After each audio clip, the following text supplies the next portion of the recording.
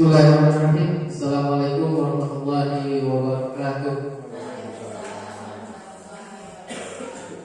Alhamdulillahirrahmanirrahim. Disyukur dari Allah Subhanahu wa taala yang Allah telah melimpahkan rahmat, nikmat, serta karunia kepada kita bersama sehingga sampai dengan siang yang berbahagia ini kita masih hadir di ruangan sekolah kita ini untuk melaksanakan sebuah kegiatan yang mana kegiatan ini adalah lanjutan dari kegiatan saya sebagai guru penggerak kepada angkatan rapal Kabupaten Sejitu.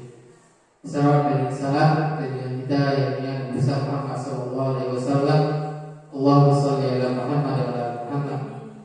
Bapak kepala sekolah yang saya hormati, kemudian pada rekan-rekan majelis guru yang sangat saya hormati dan saya banggakan. Sebelumnya saya ucapkan terima kasih banyak kepada seluruh terutama Bapak kepala sekolah dan Bapak majelis guru yang telah meluangkan waktunya pada siang hari ini untuk sebentar kita berbincang, bukan berarti saya di sini lebih dari Bapak Ibu, tidak. Kita semuanya sama-sama belajar. Saya juga berusaha belajar untuk berbicara dan menyampaikan apa yang telah saya pelajari. Jadi pada hari ini intinya adalah pada modul 1 kami sedang mempelajari modul 1, yang mana pada akhirnya pada modul 1.4 kami ditugaskan untuk menyampaikan materi-materi yang telah kami pelajari dengan arti mendiseminasikan apa yang telah kami pelajari kepada rekan sesama guru dan kepada semua warga sekolah sebenarnya. Jadi pada hari ini adalah tujuan kita berkumpul. Saya mohon waktu kepada Bapak Ibu semuanya adalah kita sama-sama belajar tentang apa yang telah saya pelajari pada modul 1 pada program calon guru penggerak angkatan 8 Kabupaten Sejitu. Baik, kalau untuk beberapa waktu pertama, di sini judul dari kegiatan kita adalah diseminasi budaya positif dan berbagi praktik baik. Itulah tugas kami pada modul 1.4 aksi nyata, yang mana kami diwajibkan berbagi dengan rekan-rekan sesama. Nah, di dalam materi ini, isi materi yang kami pelajari dalam modul ini ada 7 poin yang kami pelajari. Yang pertama yaitu perubahan paradigma belajar. Yang kedua, disiplin positif. Yang ketiga, motivasi perilaku manusia. Yang keempat, kebutuhan dasar. Yang kelima, posisi kontrol. Yang keenam, keyakinan kelas. Dan yang terakhir adalah segitiga restitusi. Yang mana insya Allah ketujuh ini akan kita kupas pada hari ini. Akan kita belajar bersama tentang 7 poin yang ada di dalam modul ini. Baik, kita lanjut yang pertama. Nah, di sini mungkin kita langsung masuk pada disiplin positif. Apa itu disiplin positif? Dr. William Glasser meluruskan beberapa miskonsepsi tentang makna kontrol. Ini sering disebut dengan choice theory atau teori pilihan, yaitu ilusi guru mengontrol murid. Yang kedua, ilusi bahwa semua kekuatan positif efektif dan bermanfaat. Yang ketiga, ilusi atau bayangan kita sebagai seorang guru bahwa kritik dan membuat orang merasa bersalah itu tepat untuk menguatkan karakter. Yang keempat, ilusi bahwa orang dewasa itu memiliki hak untuk memaksa. Nah, ini 4 miskonsepsi yang coba diluruskan oleh Dr. William Glasser. Yang pertama itu adalah ilusi guru mengontrol murid, bahwasanya setiap guru itu bisa mengontrol muridnya. Yang kedua, ilusi bahwa semua kekuatan positif itu bermanfaat. Nanti akan kita lihat apakah betul seluruhnya bermanfaat atau tidak. Yang ketiga, ilusi dan kritik itu membuat orang merasa bersalah dan menguatkan karakternya. Artinya adalah apabila seseorang merasa bersalah, maka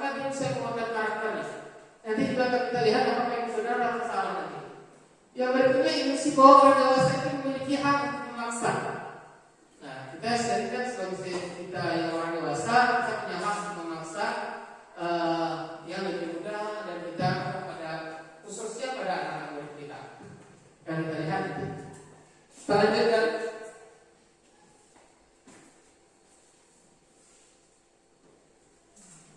ini dia.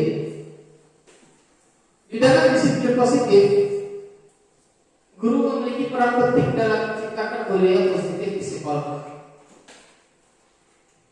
Inti dari disiplin positif itu adalah bagaimana kita melahirkan budaya positif di sekolah. Untuk menciptakan sebuah budaya positif di sekolah, langkah awal yang harus kita ambil adalah merubah stimulus respon menjadi pendekatan teori kontrol. Nah, ini dalam pokoknya. Jadi untuk membangun sebuah budaya positif di sekolah, awalnya kita harus mengubah dulu paradigma kita atau pandangan dan kita. Yaitu dari stimulus respon merubah pada pendekatan teori kontrol. Bagaimana stimulus respon dan bagaimana teori kontrol? Di sini nanti kita akan bahas bagaimana kita merumuskan posisi kita sebagai guru nantinya di mana. Teori kontrol yang kita pakai sebagai guru nanti di mana. Kemudian kita harus ubah anggapan-anggapan kita itu menjadi memposisikan diri kita sebagai seseorang yang bisa mengontrol murid-murid kita nanti. Lanjut slide berikutnya supaya kita lebih pahami nanti. Nah, ini dia. Beda stimulus respon dan teori kontrol.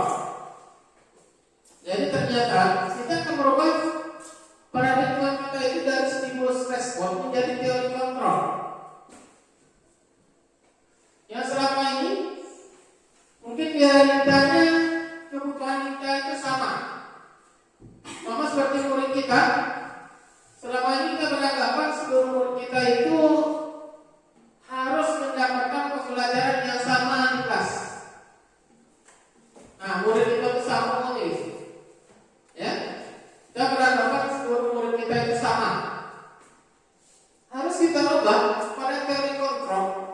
Pada realitanya itu kebutuhan kita itu ternyata berbeda, ya. Ternyata dalam teori kontrolnya kita itu berbeda. Nah, itulah yang pertama harus kita ubah stimulus atau paradigma pandangan kita mengenai kebutuhan yang pertama. Dalam stimulus respon kita sama. Dalam teori kontrol ternyata kita berbeda. Itu yang harus kita ubah. Yang kedua, semua orang itu melihat hal yang sama. Seperti contohnya, kita memberikan sebuah gambar kepada anak kita. Kita kan beranggapan kita anak itu bisa mengembangkan gambar seperti kita suruh bercerita misalnya. Nah, coba ceritakan sebuah gambar ini ke depan kelas. Kita beranggapan semua murid kita akan menjelaskan hal yang sama. Itu menurut teori stimulus respon. Dalam teori kontrol, ternyata setiap orang itu memiliki gambaran yang berbeda. Nah, jadi pemikiran kita itu ternyata berbeda. Yang ketiga, kita mencoba mengubah orang agar pandangannya sama dengan kita. Dulu kita mengajar orang itu untuk mengubah pemikiran itu agar sama dengan kita. Dalam teori stimulus respon. Baku orang bisa memenuhi aku dan fitur dalam pemahaman kita sendiri. Itu yang harus kita ubah dalam menurut teori kontrol. Olehnya kita berusaha memahami pandangan orang lain itu terhadap dunia. Jadi pandangannya itu secara umum, tidak mengarah kepada pandangan kita sendiri. Yang berikutnya, perilaku burung itu dibuat sebagai suatu kesalahan. Kalau dulu kita beranggapan perilaku burung itu adalah sebuah kesalahan dalam teori stimulus respon. Sekarang kita harus ubah menjadi semua perilaku itu memiliki tujuan. Jadi walaupun punya sebuah kesalahan, dia pasti punya tujuan. Untuk apa dia melakukan kesalahan tersebut? Itulah menurut teori kontrol. Itu yang pertama harus kita ubah agar kita mampu nantinya menerapkan budaya positif atau disiplin positif di sekolah kita. Yang berikutnya, saya bisa menonton orang lain. Itu kata dari respon, stimulus respon. Nah, saya bisa menonton orang lain. Baik kita sebagai kepala sekolah, kita sebagai guru, sebagai murid, kita beranggapan bahwa kita bisa mengontrol orang yang berada di sekeliling kita. Itu dulu dari stimulus kontrol. Namun semua itu harus kita ubah agar budaya positif itu dapat kita jalankan di sekolah kita nantinya. Yaitu bahwa kita tidak bisa mengontrol orang lain. Nah, nanti lebih dalam nanti akan kita lihat dari teori kontrol. Yang berikutnya, pemaksaan ada saat bujukan gagal. Saat kita tidak bisa membujukan, maka kita akan lakukan pemaksaan. Itu adalah teori stimulus respon. Harus kita ubah menjadi kolaborasi dan konsensus menciptakan pilihan-pilihan baru. Ya. Kemudian yang terakhir dalam stimulus respon, menggunakan metode berpikir benar salah. Ya, atau menggunakan pola pikir menang kalah. Ada yang menang, ada yang kalah. Namun harus kita lakukan dilakukan kontrolnya. Kita harus menggunakan model berpikir menang-menang. Jadi tidak ada yang kalah. Jadi tidak ada yang istilah kalah menang. Semuanya adalah pemenang. Ini adalah beberapa atau yang harus terlebih dahulu kita ubah paradigma kita atau pandangan kita mengenai sesuatu hal, yaitu dari stimulus respon menjadi teori kontrol. Kalau berikutnya kita lihat makna disiplin. Disiplin itu dapat menggali potensi menuju sebuah tujuan yang mulia, sesuatu yang dihargai dan bermakna. Jadi yang pertama makna disiplin itu. Disiplin diri juga mempelajari bagaimana cara kita mengontrol diri, bagaimana menguasai diri untuk memilih tindakan yang mengacu pada nilai-nilai yang kita hargai agar tercapai tujuan yang mulia yang diinginkan. Berikutnya, sebagai pendidik, tujuan kita adalah menciptakan anak-anak yang memiliki disiplin diri, sehingga bisa berperilaku mengacu pada nilai-nilai pendidikan universal dan memiliki motivasi intrinsik. Jadi tujuan akhir yang kita capai adalah kita melahirkan atau menciptakan murid-murid yang melakukan disiplin karena unsur intrinsik yang ada dalam diri mereka. Maksudnya adalah mereka itu melakukan disiplin itu karena kesadaran diri mereka sendiri, dorongan dari dalam diri mereka sendiri. Itu adalah tujuan akhir dari disiplin positif yang ingin kita terapkan di sekolah kita nanti. Oh ya, Bapak Ibu, mulai ngantuk? Ya, wajar karena hari siang. Baik, sebelum kita lanjutkan ke materi berikutnya, saya yakin Bapak Ibu semuanya sudah mulai ngantuk. Kita akan lakukan sedikit eksplisit terlebih dahulu. Baik, Bapak Ibu, saat bisa ya kita coba. Saat saya katakan gajah, maka tangan kita akan menunjukkan besar. Ya, kita coba nanti. Saat saya katakan semut, maka kita akan mengucapkan kecil. Ya, bisa Bapak Ibu? Baik, kita cobakan. Bagaimana membuka kita orang? Saya ulang ya. Kalau saya katakan gajah,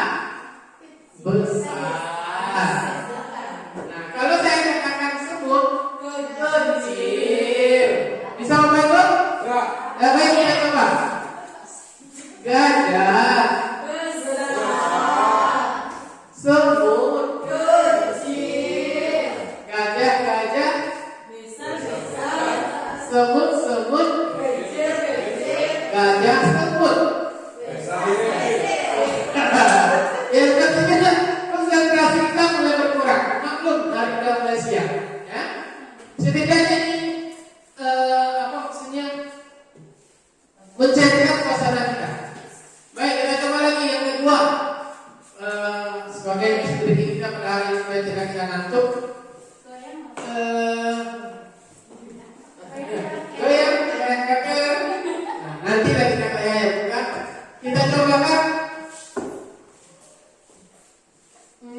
berupa tepuk, yaitu tepuk. Kalau saya bilang tepuk 1, itu tepuk sekali. Kalau tepuk 2, tepuk 3, tepuk 4. Nah, bukan seperti itu bagus ya. Kalau saya katakan tepuk 4, ya. Kalau saya katakan tepuk 5, ya. Kita coba Bapak Ibu. Biarlah kita seperti anak SD, tapi daripada kita ngantuk pada siang hari ini, tepuk 2. Ada yang berantisipasi depan kepada adik. Kita coba tepuk 2. Tepuk 2. Tepuk 4. Tepuk 5. Terima kasih untuk kita semua Bapak Ibu. Walaupun konsentrasi sudah berkurang, semoga nanti tetap bisa kita nikmati materi pada hari ini. Kita sama-sama belajar karena insya Allah itu bermanfaat bagi kita nanti dalam profesi kita sebagai seorang guru. Kita lanjutkan Bapak Ibu.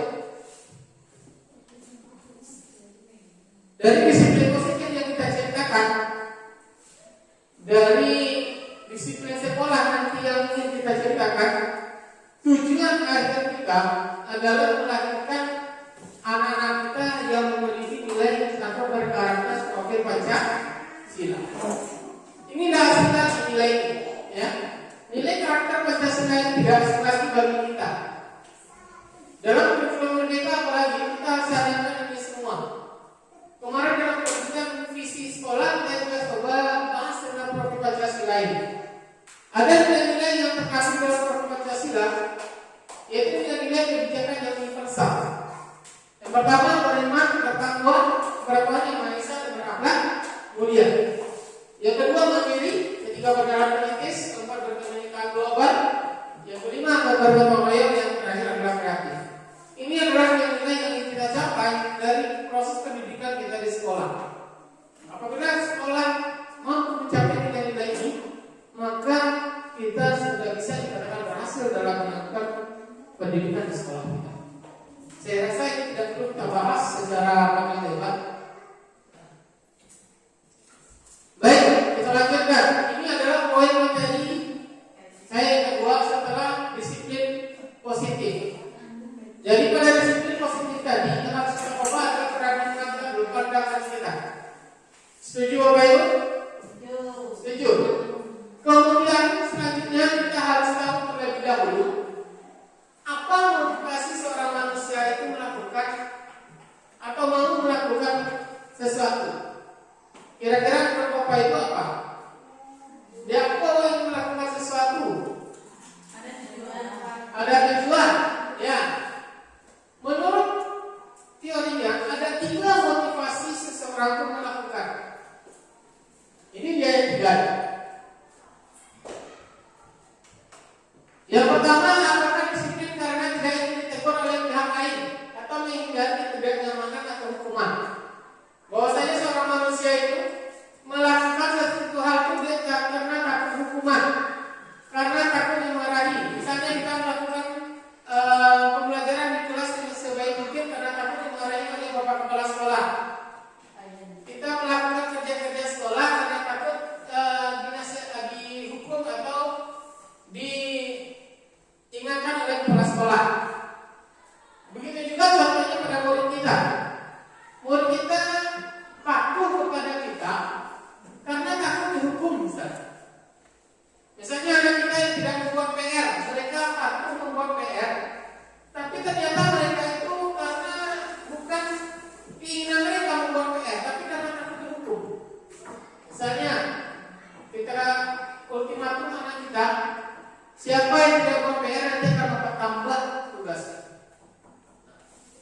Maka dengan ultimatum ini, anak-anak kita membuat atau mengerjakan PR-nya. Maka alasan anak kita melakukan sesuatu itu adalah karena dia menghindari hukuman. Itu yang pertama. Yang kedua, motivasi seseorang itu melakukan tindakan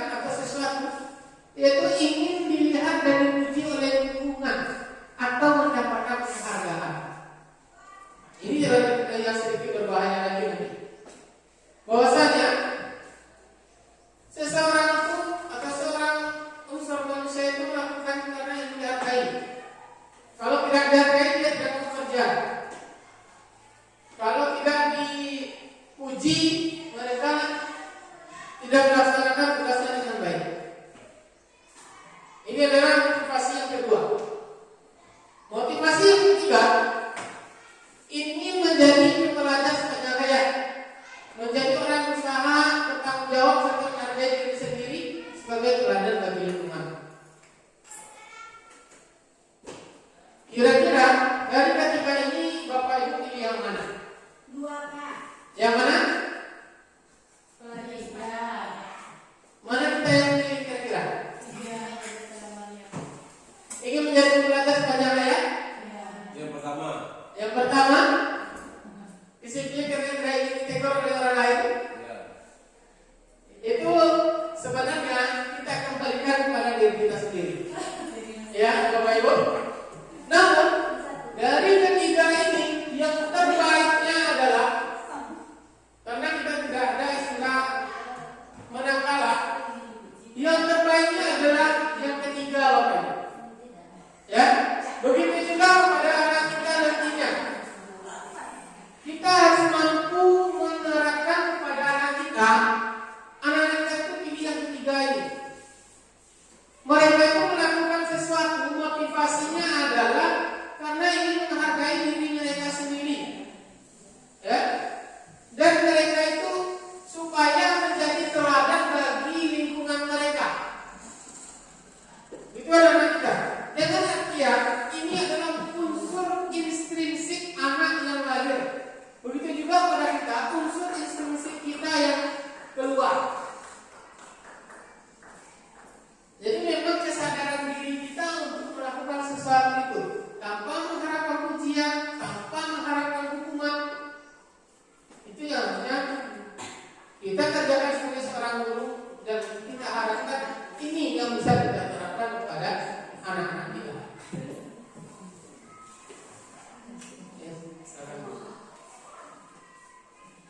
Bisa kita coba pahami waktu itu. Kita lanjut. Nah, ini dia.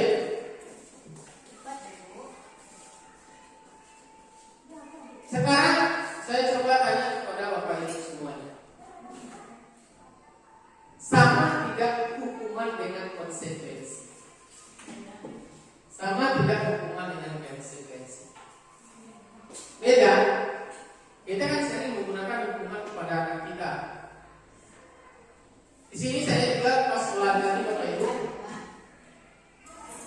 Ini hal yang berbeda juga yang saya dapat. Dulu saya pernah dapat bahwa hukuman dan konsekuensi itu sama. Ternyata mereka beda. Kalau konsekuensi itu sudah merupakan dari keputusan akibat dari tindakan kita. Iya, betul sekali Pak. Jadi konsekuensi adalah akibat dari apa yang kita lakukan. Ya, kalau hukuman berupa sanksi. Iya, terima kasih Bapak. Memang iya. Ya. Hukuman dan sanksi itu berbeda. Ada dua identitas di sini. Ada identitas gagal dan ada identitas sukses. Apabila kita melakukan hukuman kepada anak kita, maka telah melakukan sebuah kegagalan kepada anak kita. Yang kedua, apabila kita gunakan konsekuensi atau restitusi, maka kita telah memberikan sebuah identitas keberhasilan kepada anak kita. Ini Bapak Ibu yang terpenting. Saat kita menghukum anak kita, maka kita telah menghukum kreativitas anak kita. Kita lihat perbedaan yang berbeda. Kenapa hukuman itu merupakan aktivitas yang gagal? Kenapa? Iya, betul. Karena dibuat otoriter oleh guru. Kita lihat hukuman itu sesuatu yang meyakinkan yang harus terjadi.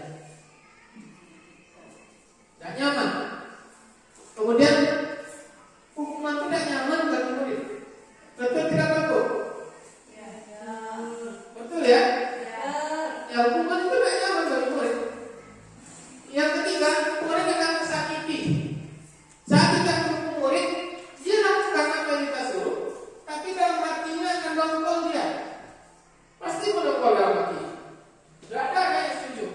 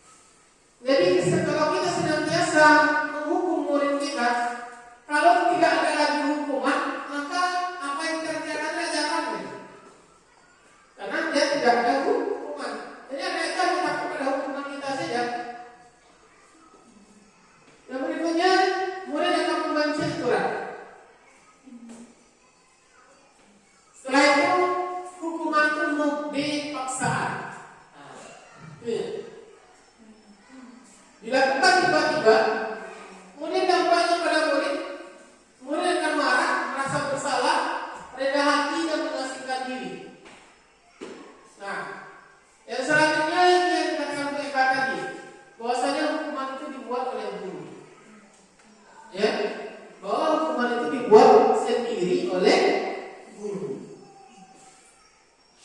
Jadi inilah kenapa hukuman itu merupakan identitas dalam kalangan murid.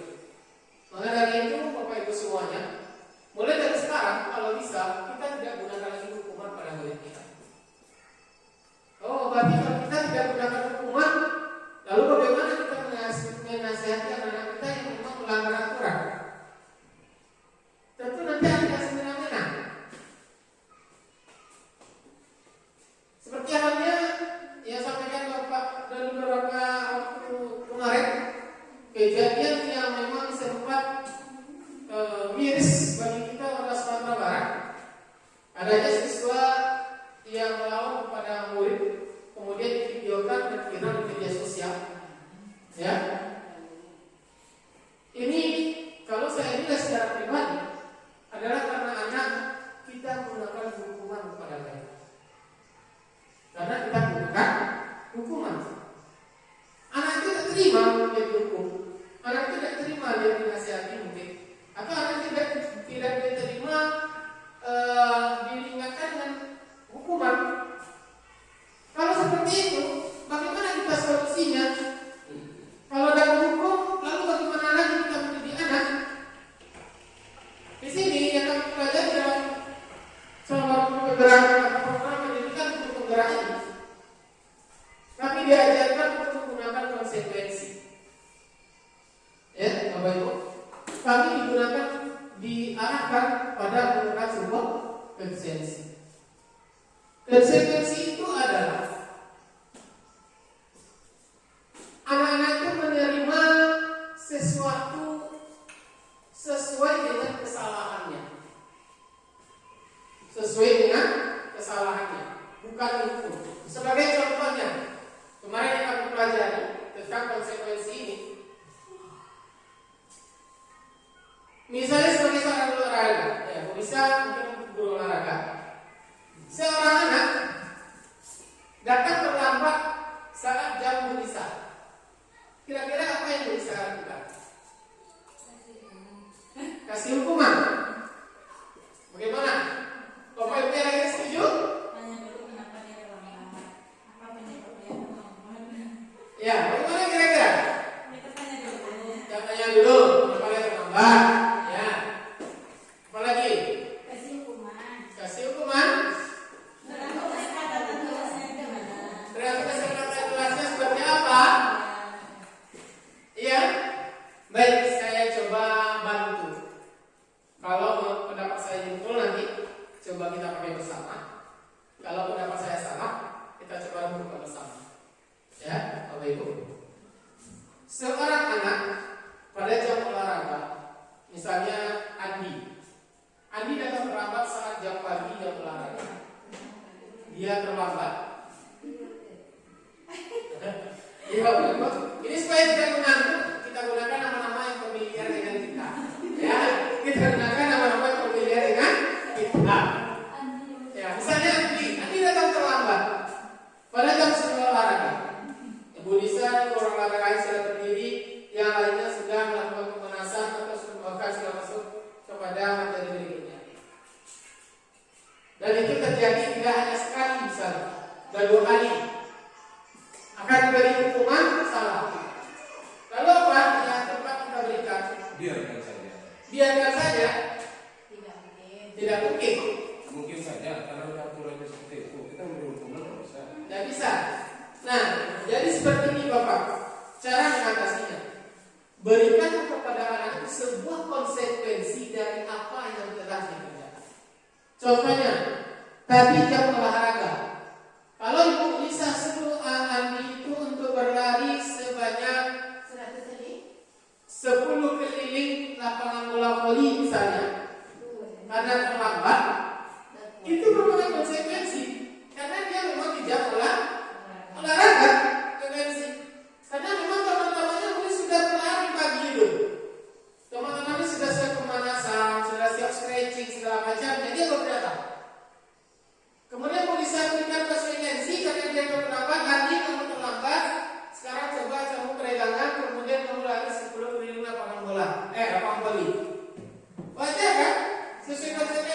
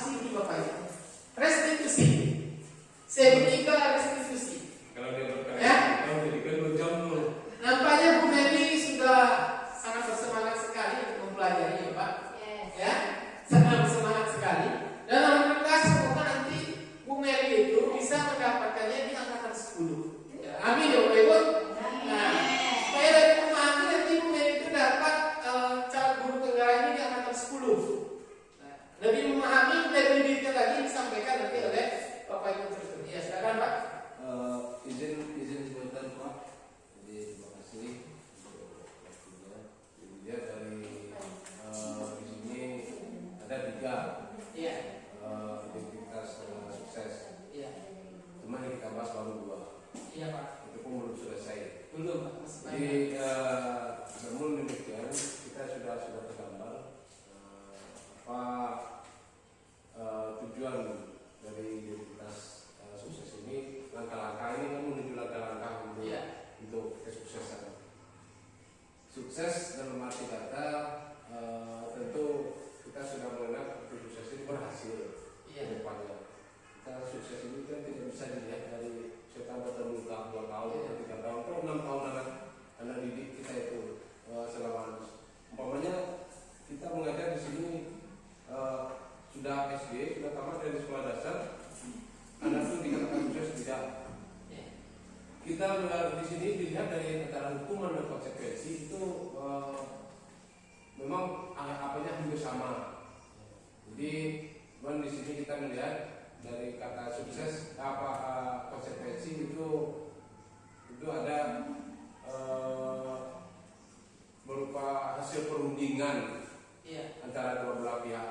Jadi kalau kita tidak ada musyawarah dulu, contohnya antara kepala sekolah dengan bawahannya dengan menjadi guru, tentang kegiatan sehari-hari. Apa konsekuensinya kalau kita tidak melaksanakan itu? Jadi kembali lagi kita kepada antara hukuman. Ini sesuatu yang sangat menarik sekali tentang hukuman ini. Jadi mungkin teori ini entah siapa yang memunculkannya, teori kita juga tidak tahu apakah teori yang disebut dokter apa tadi. Ya. Jadi mungkin teori ini adanya sudah lama sekali, ataupun masih baru kita juga paham. Tapi kita melihat dari yang ada sekarang ini beberapa macam hukuman, dampak dari hukuman ini mungkin hanya sebagian kecilnya. Tapi kalau kita lihat dari apa yang ditampilkan oleh Pak Joni ini, tentu kita melihat di sini berkaitan dengan identitas sukses tadi. Iya. Kalau ini kita pakai, ini kan baru percobaan. Ini menurut kita tidak tahu kapan adanya. Ini kan namanya juga paradigma. Tadi kan indikan paradigma. Paradigma berarti merubah. Iya, benar. Merubah. Jadi berarti ini kan yang ini kan masih tahap uji coba. Kita belum melihat hasilnya. Kita bisa mengatakan anak didik kita itu berhasil melihatnya 15 atau 20 tahun ke depan. Itu baru bisa kita melihat berhasil enggak anak didik kita itu. Jadi kalau seperti sekarang kita melihat dari beberapa tahun belakang, termasuk kita sendiri, mungkin produk hukuman. Termasuk dari Pak Joni sendiri mungkin termasuk produk hukuman. Kenapa dikatakan produk hukuman? Mungkin semasa kita dulu masih sekolah sering juga kena disuruh berdiri siap di sekolah, sering kena marah, sering disuruh bersih itu beberapa contoh. Namun sekarang hukuman ini bukannya tidak ada, tapi katanya diperhalus menjadi konsekuensi. Itu menurut sebuah arti dari yang kita. Jadi menurut kita dalam hukuman terhadap anak didik ini, yang namanya kita mendidik itu bisa saja dengan catatan yang kita tidak bisa memberikan hukumannya itu berupa hukuman fisik seperti fisik di sini memukul, memang sudah tidak zamannya lagi. Jadi kita lihat dulu bagaimana itu ke depan, apakah ini kan seperti kita lihat tadi, ini kan paradigma perubahan. Jadi mungkin di suatu sisi yang namanya hukuman ini mungkin tetap akan ada. Kenapa? Karena hukuman ini bisa menciptakan, mendidik anak, membentuk anak menjadi disiplin. Kita sekarang ini melihat bukannya apalagi seperti yang kira-kira sekarang tidak hanya itu kita melihat seperti anak-anak segala umur masih di tingkat SMP, masih tingkat SD, dia sudah di SD saja, di SD sudah bisa siswa itu mengajak gurunya untuk berantem, mengajak gurunya untuk mengeroyok gurunya. Itu lantaran apa? Karena hukuman ini sudah tidak ada lagi pada anak didik. Jadi kalau seandainya hukuman ini ada pada anak didik, mungkin terasa anak-anak tersebut tidak akan mampu lagi, tidak mau dia, sudah ada merasa memang hukuman ini ada rasa takut, memang muncul. Karena untuk mendisiplinkan diri, terkadang kita memang harus menempa diri kita untuk bermacam-macam cara supaya kita itu bisa tetap disiplin. Itu. Terima kasih. Baik Pak Doni, terima kasih atas masukannya, sangat membantu. Memang betul Pak, setiap kesalahan pasti memiliki akibat. Kalau kita seperti saya sampaikan tadi, sekarang banyak anak-anak yang memang tidak takut sana. Atau saya adalah memang termasuk produk dulu yang beri hukuman. Sekarang kita tanya pada diri kita, saat kita diberi hukuman dulu, apakah tidak ada rasa dongkol dalam diri kita? Apa kita tidak marah kepada guru kita yang memberikan hukuman? Tidak, Pak. Kalau memang salah, tidak marah, Pak. Yakin tidak ada rasa dongkol dalam diri kita. Ya, sebentar Bapak Ibu. Ya, jadi kita sharing saja. Ya. Di sini kita melihat dari di sini tidak nyaman bagi murid untuk jangka waktu yang panjang relatif. Jadi yang dimarahi, yang dihukum siapa yang tidak akan menolong. Semut aja dimarahi lidahnya menggigit. Jadi ada kata apa? Kita bukannya membenarkan hukuman, tidak, bukan membenarkan kita tidak. Tapi yang namanya hukuman ini ya, untuk mendisiplinkan seseorang, mungkin yang sifat hukum ini juga ada. Ini bangsanya harus menjadi Nah, itulah. Di sini kita sedikit kesulitan membedakan antara hukuman dan konsekuensi. Seperti yang saya katakan tadi, kalau kita memang salah, dihukum dulu, kita tidak mendongkol. Memang betul. Kenapa? Karena itu sebenarnya adalah artinya konsekuensi yang dilakukan oleh guru kita dulu. Kita itu memang diberikan, ya, atau diberikan akibat dari perbuatan kita itu sesuai dengan yang kita lakukan. Jadi bukan kita tidak ada hukuman, Bapak Ibu semuanya. Itu kita harus bisa membedakan antara konsekuensi dan hukuman sebenarnya. Seperti yang Bapak dari sampaikan tadi, pada hukuman kita tidak boleh menggunakan konsekuensi. Betul, betul juga. Makanya di dalam konsekuensi ini kita harus mampu memberikan kepada murid itu akibat dari perbuatan anak itu, berikanlah yang memang hasil pelanggaran dia. Itu yang maksudnya Pak. Kalau kita berikan yang konsekuensi sesuai dengan kesalahan dia, pasti dia tidak dongkol, pasti dia tidak marah. Tapi misalnya dia terlambat, kemudian kita suruh bersihkan WC, dongkol nggak dia?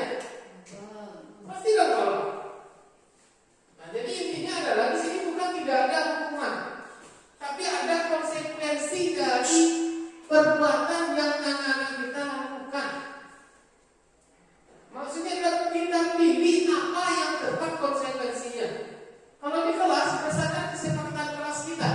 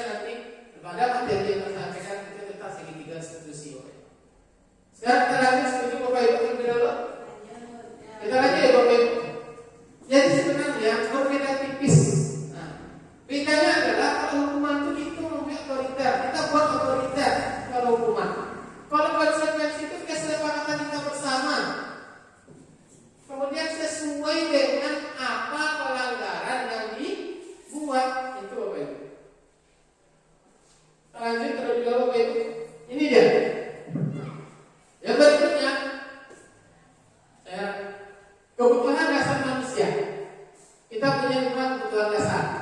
Ya, 5. Yang pertama kebutuhan bertahan hidup. Yang kedua kebutuhan untuk diterima atau kasih sayang dan rasa diterima. Yang berikutnya kebutuhan pengakuan atas kemampuan. Yang ketiga kebutuhan atas pilihan dan kebebasan.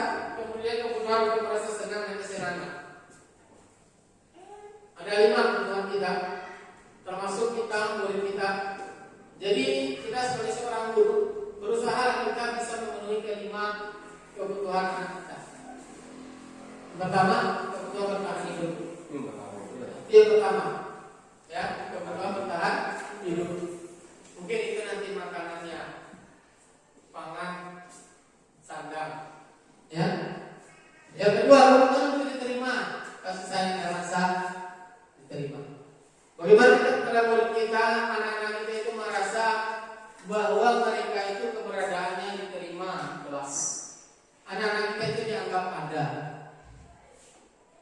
Termasuk kita mungkin. Kalau kita di sebuah sekolah, kita tidak dianggap di sekolah itu bagaimana rasa perasaan kita. Begitu juga anak kita dalam kita kelas. Kita tidak acuhkan dia saat pembelajaran, maka anak itu akan tidak terpenuhi kebutuhan. Berikutnya pengakuan atas kemampuan. Nah ini juga butuh Pak Ibu. Ya, anak-anak kita itu butuh pengakuan bahwa dia itu pandai atau bisa. Nah harus kita akui. Itu mungkin bisa dengan memberikan berupa penilaian lagi. Ya. Berikutnya kebutuhan akan pilihan, kebebasan. Inilah merdeka belajar sekarang. Bahwasanya anak-anak kita itu bebas memilih bagaimana gaya belajar yang mereka inginkan. Yang berikutnya kebutuhan untuk merasa senang, kesenangan. Jadi semua kita punya kesenangan, maka kita harus mampu ciptakan suasana senang dan nyaman dalam kelas kita. Jadi dalam kelas sama-sama kita coba nanti terapkan 5 kebutuhan dasar manusia ini harus bisa kita laksanakan. Berikutnya Bapak Ibu, ada 5 posisi kontrol. Dari ke-5 posisi kontrol ini Bapak Ibu pilih yang mana? Bapak Ibu pilih yang mana? Ayo Bapak Ibu. Yang pertama penghukum, pembawa rasa bersalah, teman, pemantau, manajer. Teman, manajer. Mana kira-kira kita pilih? Manajer aja? Oke Bapak Ibu. Yang tidak memilih bagaimana Bapak Ibu? Apakah sedang mengantuk atau sedang tertidur? Yang tidak memilih bagi pemantau.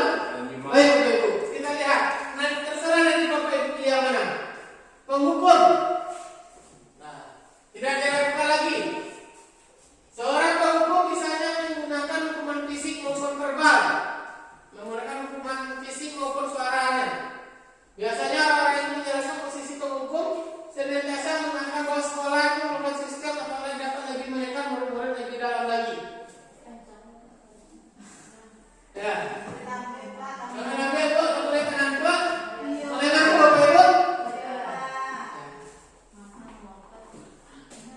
Jadi Bapak Ibu, bahwasanya orang yang memiliki posisi kontrol penghukum itu dia mengatakan bahwa di sekolah kita itu harus ada alat yang bisa lebih menekan siswa. Lalu ditekan murid itu harus ditekan, lebih ditekan lagi. Nah, itulah sistem pengontrol yang memiliki fungsi kontrol sebagai penghukum. Ciri penghukum itu nada suaranya tinggi, bahasa tubuhnya itu matanya melotot, jarinya menunjuk-nunjuk dan menghardik. Nah, ini dia. Ya. Nanti kita lihat saja diri kita sendiri-sendiri Bapak Ibu. Nah, lihat kita saja diri kita sendiri. Nah, ini dia. Guru yang menerapkan prinsip penghukum itu berkata, patuhi aturan saya atau awas. Ya.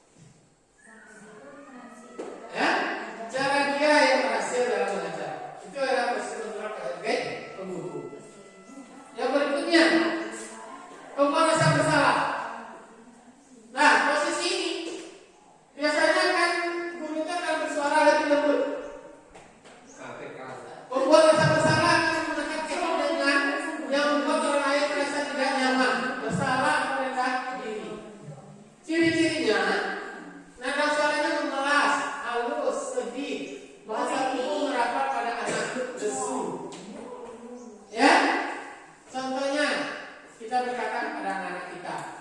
Ibu sangat kecewa sekali dengan kamu. Kemudian berapa kali Bapak sampai tahu kamu ya?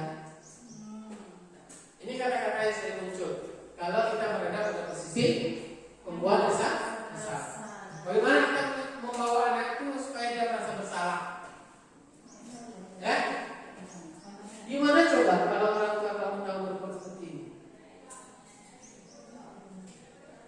Yang berikutnya, posisi kontrol sebagai teman. Posisi ini tidak akan menyakiti murid, namun akan tetap berupaya mengontrol murid melalui persuasi. Posisi teman pada guru tidak negatif ataupun positif. Positif sini berupa hubungan baik yang terjadi antara guru dan murid. Guru di posisi teman menggunakan hubungan baik dan humor untuk mempengaruhi mereka. Ciri-cirinya nada suaranya ramah, akrab dan bercanda. Bahasa tubuhnya merapat pada murid, mata dan senyumnya jenaka. Berarti kita lebih cenderung bercanda dengan murid. Nah, ayolah bantulah Bapak. Kemudian ayo ingat tidak bantuan Bapak selama ini. Nah, apa? Ya sudah, kali ini tidak apa-apa, nanti Ibu bantu bereskan. Ini adalah kata-kata yang dimunculkan saat sebagai guru itu muncul sebagai seorang teman. Berikutnya pemantau. Berarti mengawasi. Pada saat kita mengawasi itu kita bertanggung jawab atas perlakuan orang yang kita awasi. Posisi pemantau berdasarkan pada peraturan dan konsekuensi. Dengan menggunakan sanksi atau konsekuensi, kita dapat memisahkan hubungan kita dengan murid sebagai orang yang menjalankan posisi pemantau. Ciri-cirinya adalah pada seorang terdaftar. Bahasa tubuhnya itu stay cool, ya, stay cool, formal. Ya, baik Bapak Ibu. Pertanyaan yang ditujukan pemantau adalah peraturannya apa, kemudian apa yang kita lakukan, kemudian sanksi atau sanksi seperti apa. Nah, ini yang terakhir, posisi kontrol. Manajer. Ini adalah posisi yang sangat diharapkan kita sebagai seorang guru, Bapak Ibu. Ya, kita menjadi seorang manajer. Bagaimana kita mampu melahirkan anak yang bertanggung jawab terhadap apa yang telah mereka kerjakan dalam pemecahan masalah. Ya, kemudian kita memberikan solusi dari apa yang dihadapi oleh murid kita. Ini adalah posisi kita yang paling diharapkan. Ya, nada suaranya halus, maka kemudian kaku dan mendekat kepada murid. Nah, lihat ini kata-kata yang bisa dikeluarkan. Nah, ini adalah berujuk pada segitiga restitusi. Nanti akan coba kita lihat bagaimana segitiga restitusi itu diterapkan. Ya, udah. Apa yang kita yakini, apa yang kamu yakini, jika kamu yakini, apa kamu bisa memperbaikinya? Ini adalah arahnya pada segitiga restitusi yang sudah tidak saya coba sampaikan. Kita lanjut keyakinan kelas. Sekarang saya coba tanya Bapak Ibu, apakah keyakinan kelas itu sama dengan peraturan kelas? Apakah sama antara keyakinan kelas dengan peraturan kelas? Sama Pak. Sama? Iya Bapak Ibu. Mungkin bagian itu Bapak Ibu yang mengatakan sama and saya. Antara peraturan kelas dan keyakinan kelas, Bapak Ibu yang setuju boleh angkat tangannya yang menyatakan sama. Tidak ada Bapak Ibu? Tidak apa-apa Bu, tidak walaupun tidak jelas. Sama atau tidak? Tidak. Kalau tidak sama tidak. Tidak sama, berbeda. Ya, betul Bu. Kita lihat apa kira-kira berbeda. Kalau sudah peraturan itu berkaitan dengan konsekuensi. Iya. Benar Bapak Ibu. Kalau peraturan kelas di sini perbedaannya adalah kalau peraturan kelas itu kita sendiri guru yang membuatnya. Kalau keyakinan kelas adalah kesepakatan kita antara guru dengan murid tentang apa yang akan kita terapkan di kelas kita. Itu aja bedanya. Itu beda peraturan dan keyakinan peraturan kelas itu lebih ke otoritas kita sendiri. Ya, makanya sekarang kita harus bangun keyakinan kelas. Apa kesepakatan kita di kelas itu yang harus kita terapkan. Ini dia. Peraturan selalu kembalikan ke tempatnya. Itu peraturan. Kalau keyakinan kelas yang harus kita buat adalah bagaimana anak kita bertanggung jawab, menunjukkan rasa tanggung jawab. Dilarang mengganggu orang lain. Maka keyakinan kelasnya adalah menghormati orang lain. Nah, inilah yang kita bentuk nanti keyakinan kelas ini. Bagaimana kita merancangnya? Terakhir Bapak Ibu, ini dia keyakinan kelas. Keyakinan kelas itu lebih bersifat abstrak daripada peraturan, yang dirinci dan konkret. Kemudian keyakinan kelas itu berupa pernyataan-pernyataan yang universal. Pernyataan kelas itu senantiasa dibuat dalam bentuk positif. Ya. Kemudian ini poinnya yang paling penting. Semua warga kelas hendaknya ikut berkontribusi dalam pembuatan keyakinan kelas lewat kegiatan curah pendapat. Itu dia Bapak Ibu yang membedakan. Dia adalah hasil diskusi kita dengan murid kita. Itu dia bentuk keyakinan kelas.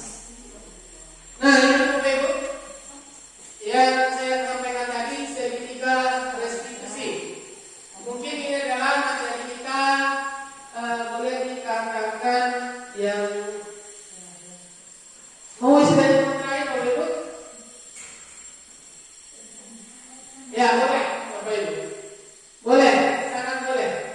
Ya, sangat boleh. Apa sangat Bapak Ibu? Sudah sampai Bapak Ibu? Ya. Baik, sebelum kita lanjutkan kita coba.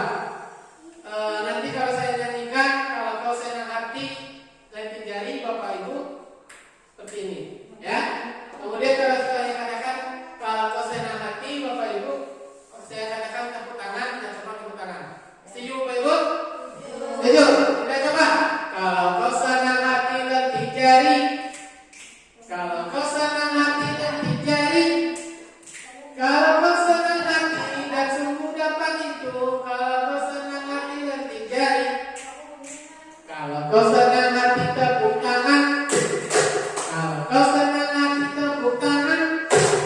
Kalau kau senang hati dan sungguh dapat itu. Kalau kau senang hati tepuk tangan. Baik Bapak Ibu. Sekarang kalau saya katakan semangat pagi. Setuju Bapak Ibu? Supaya semangat lagi, Bapak udah siap? Supaya semangatnya pagi terus. Semangat pagi. Kita coba dulu. Semangat pagi. Nah, semoga semangat kita kembali pagi. Walaupun ada sudah siap. Terakhir nih Bapak, materi terakhir yang ingin kita bahas sekarang. Ini tidak banyak, hanya sedikit, yaitu segitiga restitusi. Namanya segitiga pasti punya 3 sisi. Ya? 3 sisi berarti 3 langkah yang harus kita jalani. Segitiga restitusi ini adalah ini dia Bapak Ibu. Proses menciptakan kondisi bagi murid untuk memperbaiki kesalahan mereka sehingga mereka bisa kembali ke kelompok mereka dengan karakter yang lebih baik. Ya. Restitusi merupakan proses kolaboratif dengan murid kita. Jadi lebih bisa kesimpulan yang kita ambil adalah segitiga restitusi ini adalah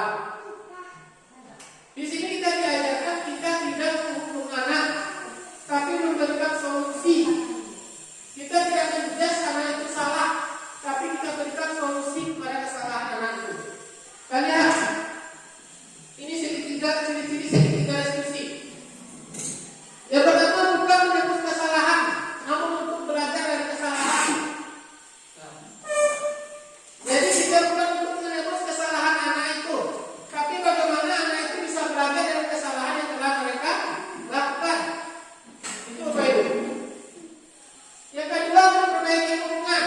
Bagaimana hubungan tadi akan dibayarkan karena mereka punya masalah, bagaimana bisa baik lagi. Kemudian bagaimana hubungan seorang murid itu misalnya dengan gurunya yang renggang bisa baik lagi karena murid itu misalnya melakukan kesalahan. Atau hubungan antara guru yang sempat renggang mungkin. Ini perlu juga segitiga restitusi dalam pemecahan masalahnya. Tidak hanya untuk murid kita. Ya Bapak. Kemudian restitusi itu menuntut melihat ke dalam diri. Ya. Lihat ke dalam diri kita masing-masing restitusi itu. Restitusi itu fokus pada karakter bukan tindakan. Kemudian restitusi itu fokus pada solusi. Nah, ini Bapak Ibu, tiga langkah dari segitiga restitusi yang perlu kita jalankan dalam pemecahan atau memberikan solusi kepada anak kita. Ini mungkin Bapak Ibu saya sudah pernah praktekkan kemarin waktu memecahkan sebuah kasus yang dialami oleh anak. Bagaimana cara-caranya? Ya Bapak Ibu. Yaitu ketiga langkah ini boleh tidak berurutan, namun ketiga-tiganya harus masuk atau ketiga-tiganya harus dilaksanakan. Yang pertama itu menstabilkan identitas. Yang kedua validasi tindakan yang salah. Yang ketiga menanyakan keyakinan. Yang pertama yang menstabilkan identitas itu bisa kita stabilkan bahwa anak itu setiap orang pasti melakukan kesalahan. Kemudian kita katakan bukan kamu satu-satunya orang yang melakukan kesalahan. Kemudian kita tanyakan apa alasan anak itu melakukan sebuah kesalahan. Kemudian lebih jelasnya berdalam menyatakan keyakinan itu anak itu yakin nanti apa yang dia sudah langgar. Lanjut. Ini saya sampaikan tadi Bapak Ibu, tiga langkahnya. Kita lanjut pembahasannya satu persatu. Nah, ini dia. Ini pada tahap 1 menstabilkan identitas. Pada tahap ini ajar kita dan kembali kepada kesukaan hati. Yang kedua, validasi tindakan. Perbuatan yang salah terjadi kali lakukan untuk memenuhi kebutuhannya. Yang ketiga, menanyakan keyakinan. Bagaimana kita membuat anak-anak itu memang yakin telah berbuat salah. Itu dia, 3. Kita lanjut. Nah, ini dia tahapannya. Menstabilkan identitas. Pada tahap ini kita membuat anak itu merasa tenang. Misalnya anak kita ada yang berkelahi. Kita buat anak-anak itu merasa tenang dulu. Kita stabilkan emosinya. Itu intinya. Menstabilkan identitas itu. Kalau dia sedang emosi, sedang tidak tenang jiwanya, kita tenangkan terlebih dahulu. Tidak malah kita marahi. Dia sudah berkelahi, langsung kita marahi. Tidak. Misalnya kita yang bertengkar, kita tenangkan dia. Tenangkan jiwanya. Nah, kita katakan, mungkin dia berkelahi. Nah, semua orang memang pernah melakukan kesalahan ini. Yang melakukan kesalahan ini tidak hanya kamu saja. Ya, semua orang pernah melakukan kesalahan ini. Nah, itulah langkah-langkah kita, perkataan-kataan yang bisa kita keluarkan untuk menenangkan anak. Mungkin Bapak Ibu lain punya perkataan yang lain yang memang kita stabilkan dulu identitas anak itu, stabilkan jiwa anak dulu. Ya. Yang kedua, langkah-langkah yang bisa diskusi itu, nih validasi tindakan yang salah. Disinilah harus mampu memahami maksud dari peserta didik tersebut. Apa alasan anak itu kita dengarkan dulu dari sisi anak kita. Apa alasan dia melakukan kesalahan itu? Ya. Apa alasan anak kita melanggar kesalahan itu? Kita dengarkan dulu Bapak Ibu dari posisi anak kita. Itu langkah posisi itu. Kita dengarkan dulu. Iya Pak? Jadi ada sebuah kasus. Dalam semua kasus kan. Iya. Itu pemecahan masalah hukum ini ada tentang validasi tindakan salah. Iya. Bilang angka segitiga restitusi. Jadi ada ini tidak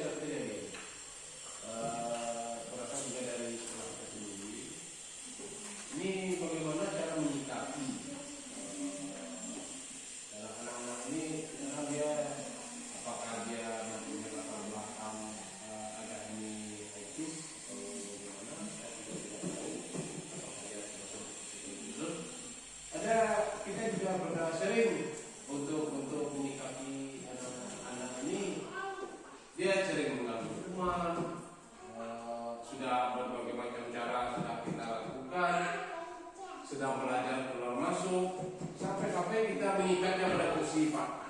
Jadi bagaimana cara mengatasi siswa yang seperti itu? Kita sendiri sudah coba sudah kita ikat langsung ke kursi, sudah kita sudah bermacam cara, namun dia tetap seperti itu. Baik, Bapak. Kamu sudah. Terima kasih atas masukan Bapak. Bagaimana menghadapi anak kita yang sedikit berbeda? Iya. Segitiga restitusi yang kita lakukan, kita coba lakukan sebuah segitiga restitusi, namun ternyata tidak berhasil. Kita harus menempuh cara lain. Disinilah pentingnya kita mengembangkan pengetahuan kita tentang pertama segitiga restitusi. Kemudian adalah bagaimana kita menangani anak-anak kita yang memang sedikit berbeda. Langkah yang bisa kita ambil adalah kita bersosialisasi dengan orang tua. Ya, setelah kita sudah identifikasi masalahnya, sudah kita stabilkan identitasnya, sudah kita tanya keyakinan tindakan yang salahnya, kemudian kita sudah validasi apa yang dia lakukan, namun ternyata dia tetap melanggar. Berbagai cara sudah kita berikan, berupa konsekuensi sudah kita lakukan, terkadang sudah berupa hukuman kita lakukan, tapi tidak bisa berubah atau tetap melanggar. Karena ada besar ada dalam diri kita. Ya, karena yang besar ada dalam diri kita. Ada apa dengan anak? Maka langkah tepatnya adalah kita konsultasi dengan kepala sekolah, kita konsultasi dengan orang tua, bersama-sama memecahkan masalah. Kalau memang tidak bisa, maka kita harus mampu memaklumi dan kita harus mampu menyediakan pembelajaran yang khusus bagi itulah. Memang di sini kami di CDP juga sudah konsultasi Pak. Ya, kebetulan di angkatan 8 ada kepala sekolah SMP 1 Kamang Baru, Kota Cijedil, yang mana dia termasuk salah satu SMP berprestasi, yaitu Ibu Indri Nasari. Kita ada konsultasi mereka, kami sering di virtual itu sering membahas ini. Tidak hanya di sekolah kita permasalahan ini muncul, umumnya di sekolah-sekolah ini muncul. Setelah konsultasi dengan ibu itu, maka saran beliau ini yang paling sebenarnya saya penting. Jika bapak ibu sayang kepada anak murid bapak ibu yang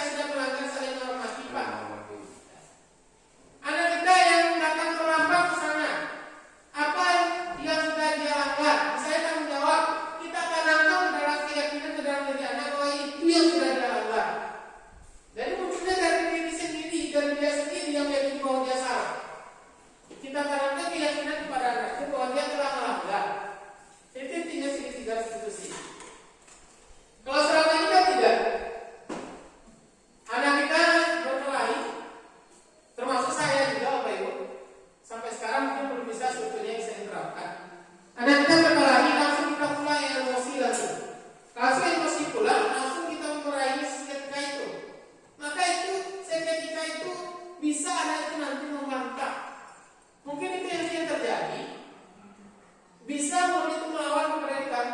Dia dalam kondisi emosi, langsung pula kita gurunya langsung emosi memarahi. Misalnya dia akan melawan mereka dia. Malu bisa saja tidak hanya murid Bapak. Kita dalam kondisi emosi, dimarahi lagi dengan emosi, pasti kita tambah emosi. Nah, itulah intinya Bapak. Jadi tiga institusi ini mengajarkan kita itu tahapan-tahapan kita untuk menyelesaikan permasalahan anak, agar anak itu meyakini kesalahannya dan menemukan solusi dari permasalahannya. Ini hanya secara sekilas saja saya jelaskan Bapak Ibu. Dan penjelasannya Bapak Ibu itu banyak yang bisa kita laksanakan. Ya, ini kan hanya beberapa contoh kecil-kecil saja yang saya sampaikan. Dan jelas kita harus tentukan dulu validasi tindakan yang salah, apa salah anakku. Ya, kemudian kita tanyakan layak, apakah betul-betul yakin anak itu telah melakukan kesalahan? Itu yang terakhir. Jadi itu 3 langkah segitiga institusi Bapak Ibu. Kita stabilkan dirinya, kita identifikasi kesalahannya, kemudian kita yakini dirinya bahwa dia telah melakukan kesalahan dan kita berikan solusi. Terakhir Bapak Ibu. Bentar Pak. Iya, silakan Pak. Sebenarnya saya sudah mau terakhir nih Bapak Ibu. Sebelum kita lanjut Pak. Iya. Ini sesuatu material sangat menarik sekali. Memang di sini kita lihat kalau kami ya, kita langkah pada segitiga. Ini kalau salah sebut ini kita larinya seperti suci. Iya, segitiga restitusi Pak. Restitusi. Iya. Di sini dari tentang mengenai keyakinan. Jadi untuk mencapai tentang keyakinan kelas, ya. Jadi apabila kita mendengarkan anak, terkadang dari keyakinan yang telah kita buat tersebut, seperti yang mau saya jelaskan tadi, tentu ada contohnya menanyakan keyakinan mana yang telah kamu buat. Seperti tadi berkelahi, itu saling menghormati. Jadi dari saling menghormati, dari keyakinan yang telah mereka buat itu tentu di sini harus ada konsekuensinya. Nah, jadi mungkin di antara 3 langkah dalam menentukan apa tadi keyakinan kelas ini, tentu harus kita buatkan di situ. Jadi konsekuensinya apa? Contohnya kalau kita anak tidak menghormati atau saling menghormati tadi yang sudah dilanggar, tentu apa konsekuensi dari hal tersebut? Nah, ini tentu seperti itu. Jadi antara 3 langkah ini ya saling berkaitan dengan konsekuensi, bukannya hukuman tapi konsekuensinya. Itu kalau menurut pendapat. Baik Bapak, terima kasih atas masukannya Bapak. Begini, segitiga restitusi. Saya sedikit lupa menjelaskan di awal ya Pak. Pelaksanaan segitiga restitusi bukan saat anak itu langsung melakukan kesalahan, langsung kita selesaikan saat itu juga, bukan. Segitiga restitusi kita laksanakan dengan cara di tempat yang berbeda dari anak melakukan kesalahan. Itu dia, itu yang tepatnya. Misalnya anak kita melakukan berkelahi di kelas, ya, tidak langsung di situ kita selesaikan berbeda. Kita minta dia datang ke suatu tempat, atau misalnya ke ruangan kita, atau kita minta anak itu untuk bercengkerama dengan kita di sudut sekolah mana lagi, tidak hanya di kantor. Karena kan biasanya anak kita takut kalau ke kantor. Di sudut mana misalnya, sambil duduk santai sambil istirahat dan cerita ini. Kita selesaikan permasalahan. Jadi segitiga restitusi mengajarkan kita menyelesaikan masalah tidak saat itu langsung diselesaikan. Nah, jadi kita cari waktunya yang tepat sampai anak itu memang bisa kita ajak untuk berbicara. Boleh kali kita berbicara hati ke hati. Sebenarnya, kalau saya simpulkan, seperti yang saya sampaikan tadi, harus ada konsekuensi dari apa yang dia lakukan. Kalau memang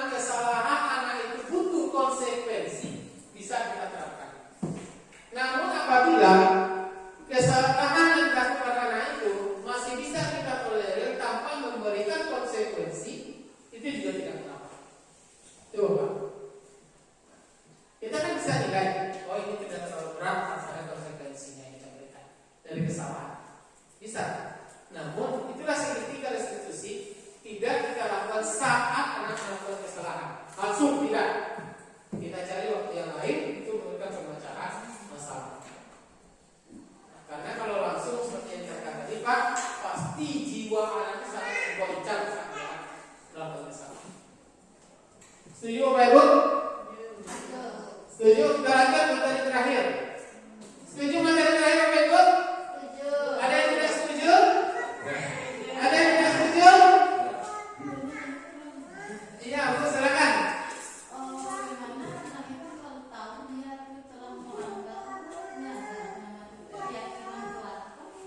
Ya, kelas.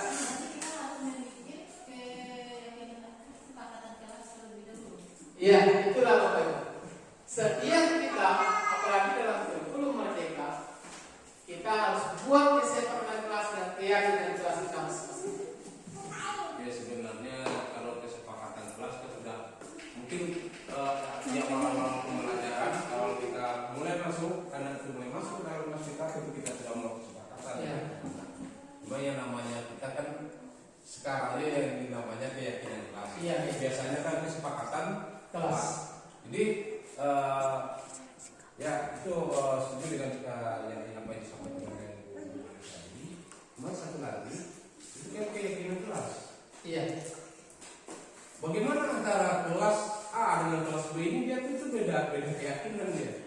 Jadi sementara di kelas B tidak ada membuat keyakinan. Contoh kelas jadi mungkin antara konsekuensinya antara kelas A dengan kelas B pun tidak sama.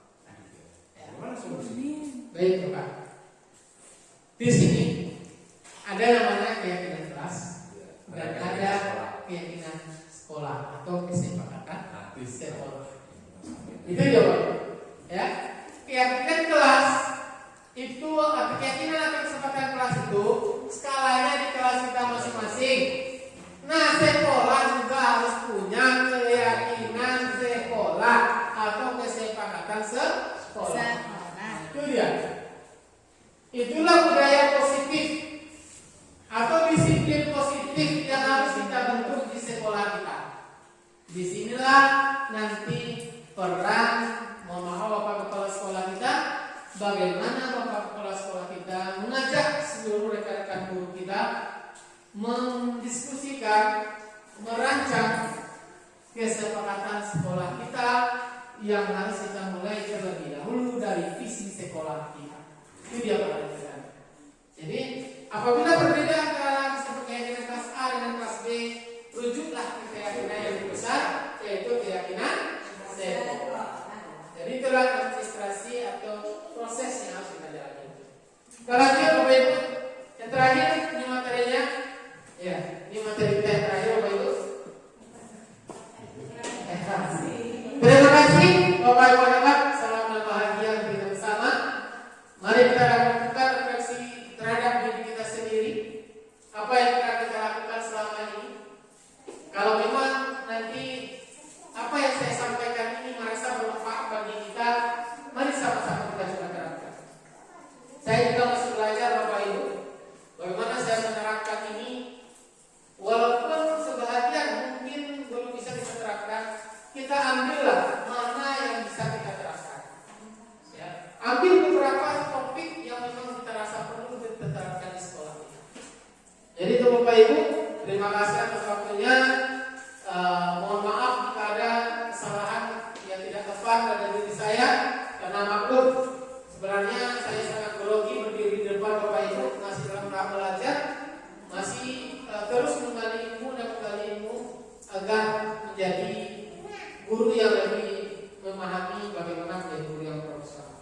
Saya harap terakhir Bapak Ibu semuanya, mari sama-sama kita ikuti program calon guru penggerak yang dicanangkan oleh Bapak Menteri kita, Bapak Mas Nadiem Makarim.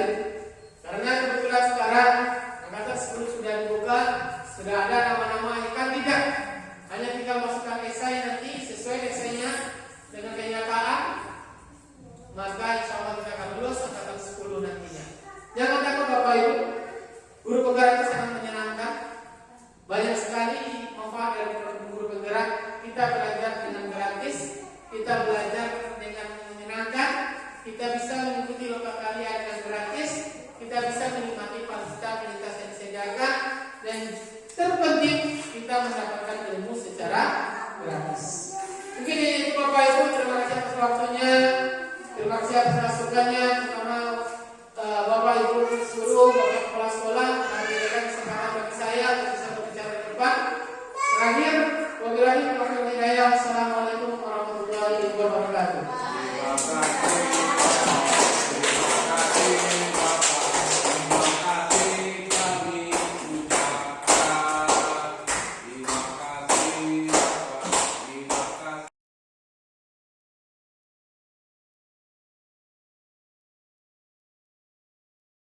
Bismillahirrahmanirrahim. Assalamualaikum warahmatullahi wabarakatuh.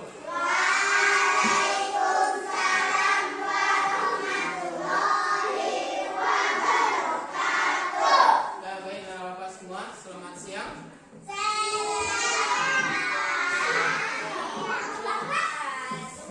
Setelah jam istirahat ini, kita kembali masuk ke dalam lokal. Pada hari ini kita akan membuat sebuah kesepakatan di dalam kelas kita, yang mana kesepakatan ini akan kita pakai sampai dengan akhir tahun pelajaran kita nantinya. Ya. Jadi kita akan buat beberapa kesepakatan yang mana nanti akan kita musyawarahkan secara bersama. Apakah minta nanti pendapat anak-anak Bapak, apa saja peraturan atau kesepakatan yang kita terapkan di kelas kita. Ya. Siap untuk membuat kesepakatan kelas? Siap? Nah, baik. Kalau siap, kita coba dulu konsentrasinya. Ya. Kita coba konsentrasinya. Kalau Bapak katakan gajah, tangannya seperti ini. Besar. Ya. Kalau Bapak katakan semut, kecil. Nah, bisa? Bisa kira-kira? Nah, coba. Gajah. Nah, gajah kenapa besar?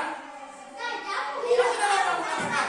Kalau Bapak katakan gajah, maka gerakan tangannya kecil. Gajah.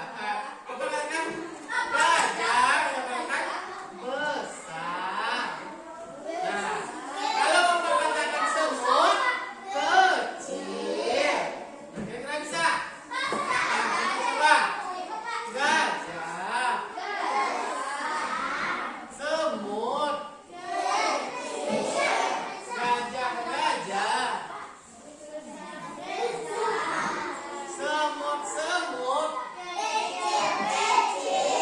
gajah, semut. Nah, ya, tepuk tangan kita semua. Nah, itu adalah melatih konsentrasi kita.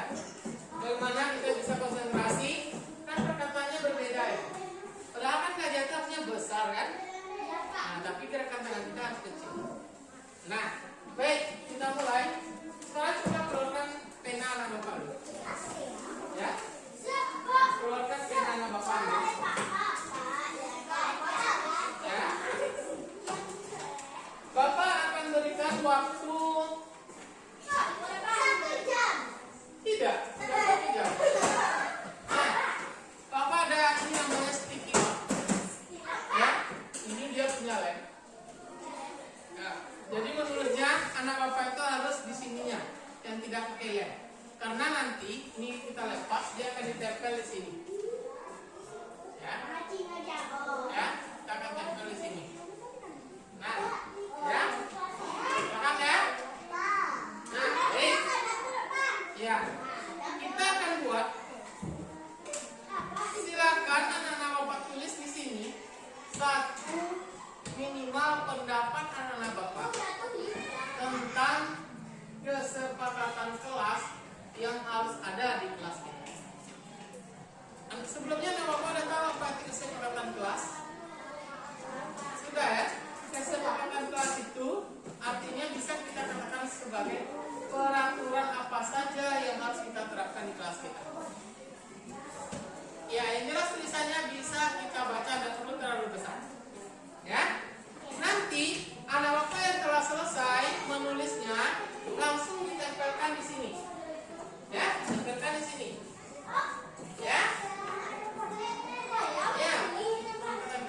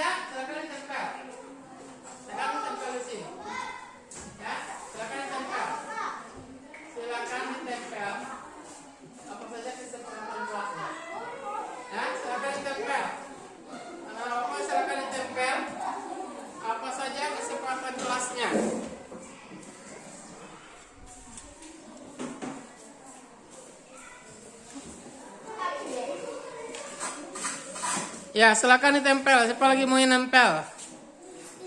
Yang udah siap boleh ditempel. Nah, boleh. Pokoknya menurut anak bapak apa kira-kira? Silakan ditempel.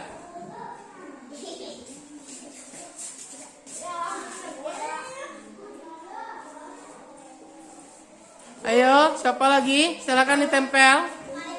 Ya, silakan. Apa kira-kira?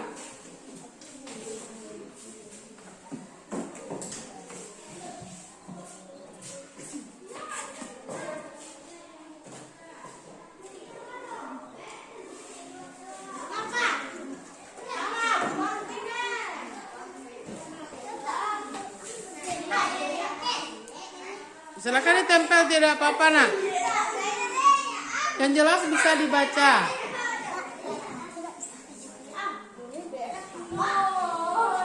Nah, nanti sama-sama kita baca. Ya. Nanti sama-sama kita baca. Nah. Nanti silakan ditempel nak. Ayo yang lain silakan ditempel. Nah, silakan. Apa menurut anak bapak kesepakatan kelas atau peraturan kelas yang harus ada di kelas kita? Silakan ditempel. Ayo Dika, Revan, Rafif, Ilham, silakan ditempel nak.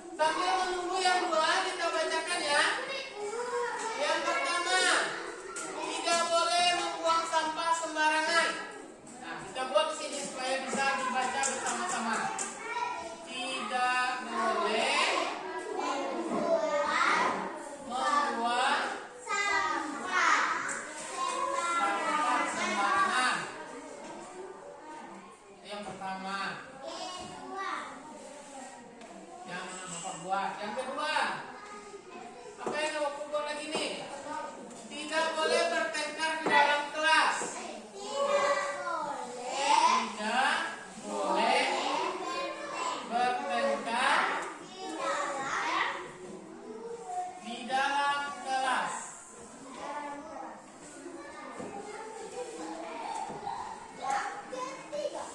Yang ketiga, yang ini. Tidak boleh mencontek.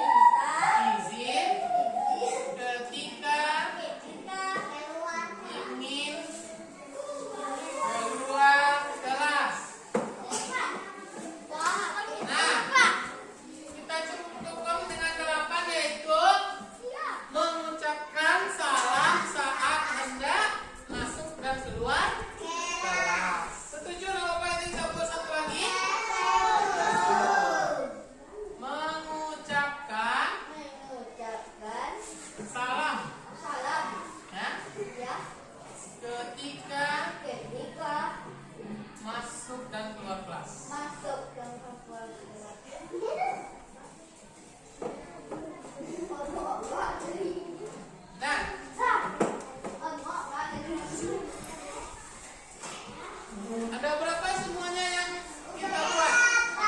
Ada 8. Nah, dari 8 yang anak bapak buat ini, kira-kira bisa nggak lebih kita kerucutkan lagi? Atau kita saring lagi? Kerucut ini ya, kita ringkaskan baca kalimatnya.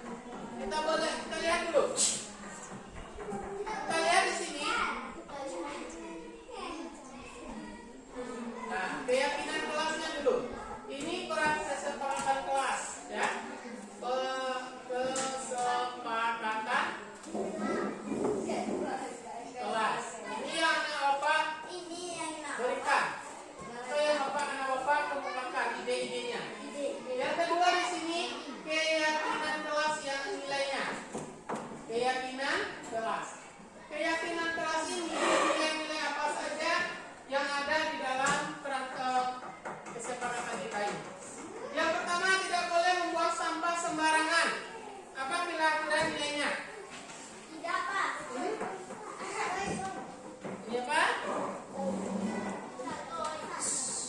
Nilai apa kira-kira?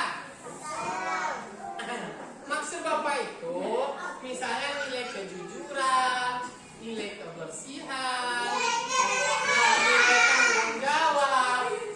Kalau tidak boleh membuang sampah sembarangan itu termasuk yang nilainya kebersihan, tapi kalau nilai sikapnya adalah tanggung jawab.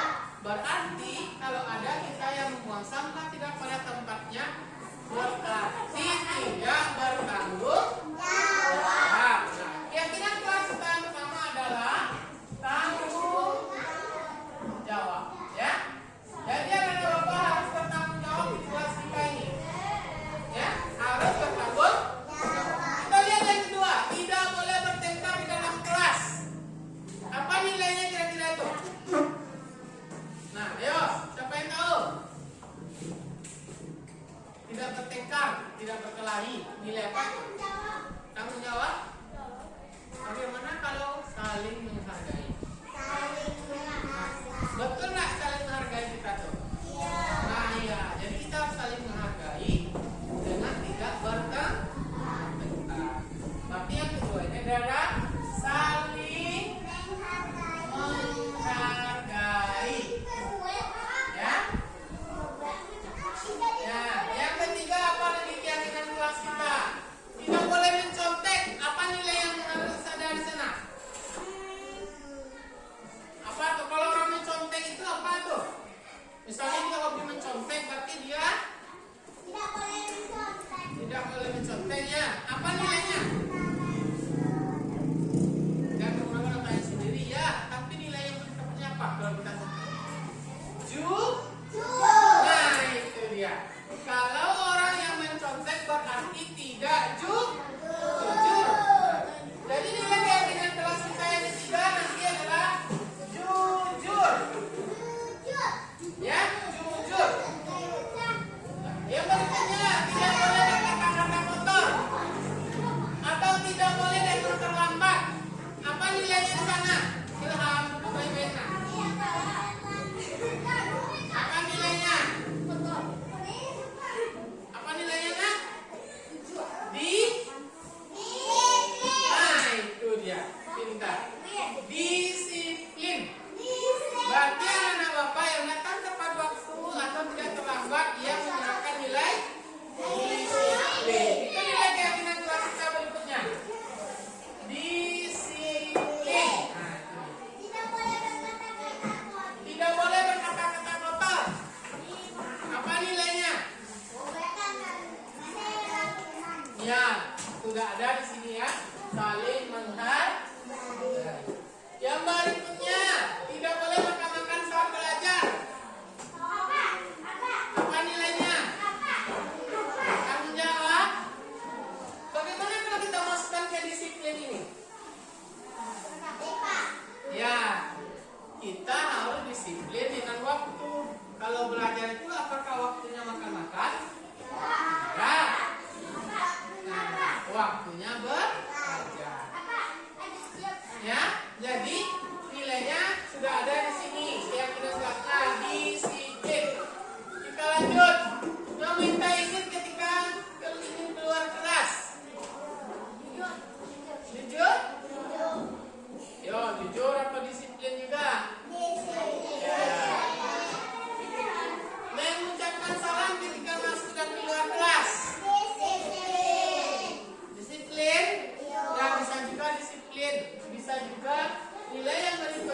adalah religius.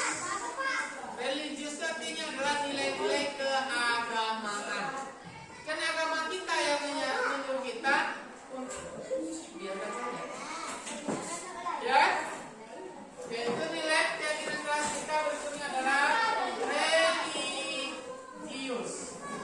Ya, ini dia. Religius itu artinya adalah nilai-nilai agama. Coba Bapak lihat ke depan. Sepakat anak Bapak yang 5 itu keyakinan kelas kita, nilai keyakinan kelas kita? Setuju? Sepakat? Sepakat? Nah, baik, sepakat. Sekarang kita lihat kembali kesepakatan kelas kita ini. Coba anak Bapak baca sebentar dalam hati. Ya, coba baca sebentar dalam hati. Ada nggak anak-anak Bapak yang tidak setuju dengan keyakinan kelas kita ini? Atau dengan kesepakatan kelas kita ini? Baca dulu sebentar. Setuju? Setuju? Nah, setuju. Ada yang harus kita rubah? Ya. Ada yang harus kita tambah? Nah, sepakat kita ya? Nah, kalau sudah sepakat anak-anak Bapak semuanya, kita akan sahkan peraturan kita ini. Cara mensahkannya adalah kita akan tanda tangani bersama ini. Nanti Bapak akan buatkan dalam kertas yang ukuran besar. Juga akan kita tanda tangani di sana nanti. Untuk sekarang kita tanda tangani dulu di papan tulis kita nanti. Ya? Ya, nggak apa-apa. Nah, baik. Kalau memang sudah sepakat, yakin Ilham sudah sepakat nggak? Bisa? Sepakat tidak?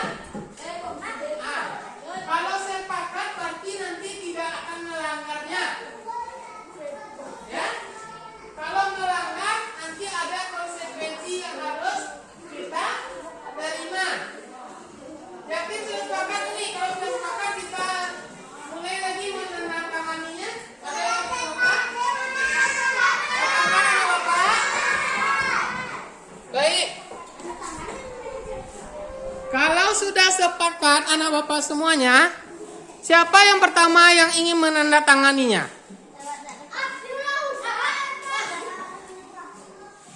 Ayo, siapa? Boleh. Dimulai dari ketua kelas kita. Silakan. Ya, Akila dulu. Silakan Akila. Nah, tidak. Kalau tidak, urutan kamu kecil. Nah, boleh. Silakan. Bapak yang pertama kali dulu. Di sini, Pak. Kita tanda tangani di bawah ini ya. Nah, di sini ya. Kita tanda tangani di sini ya.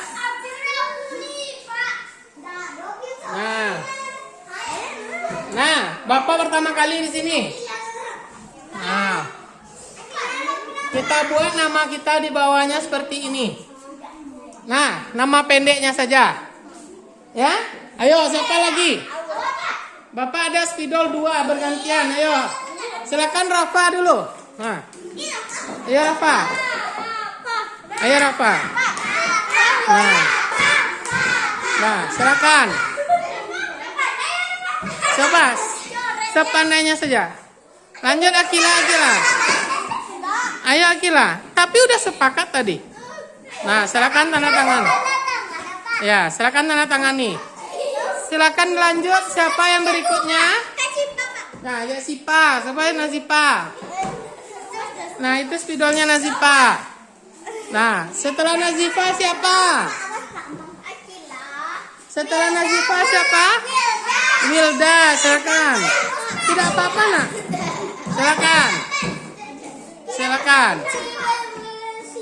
Silakan nih tanda tangani nak.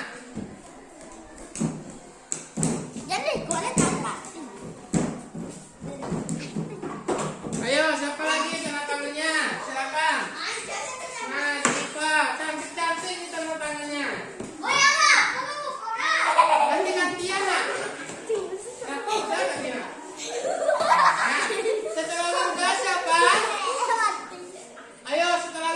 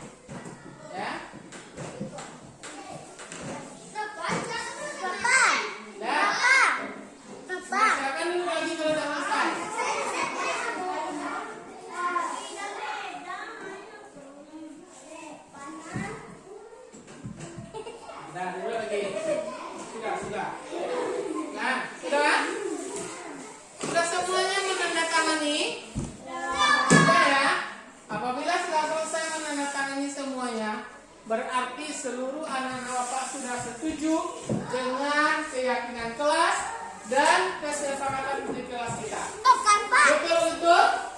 Setuju? Betul betul? Betul ya. Nah baik, kita coba Bapak cek dulu tanda tangan yang sudah dibuat. Ya, semuanya bagus-bagus tanda tangannya. Semuanya cantik-cantik, ganteng-ganteng tanda tangannya. Nah, baik, kita lanjutkan. Duduk baik-baik di bangkunya kembali. Ya.